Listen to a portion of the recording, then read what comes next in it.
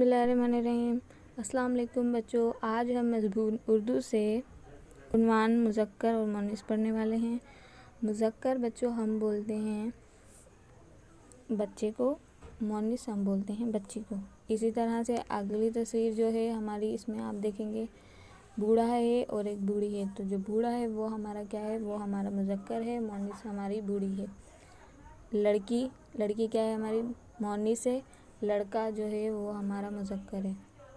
दादी दादा, मुर्गी मुर्गा, बहन भाई, राजा रानी, दर्जी दर्जन, मोरनी मोर। अब आ जाते हैं बच्चों हम घर के काम पर।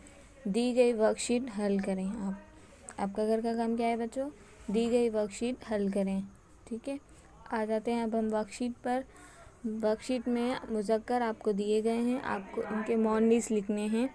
अब्बा अम्मा, बाप माँ, बंदा बंदी, मामू मामी, फूफा फूफी, चचा चच्ची, दुल्हा दुल्हन, देवर देवरानी, राजा रानी, खालू खाला।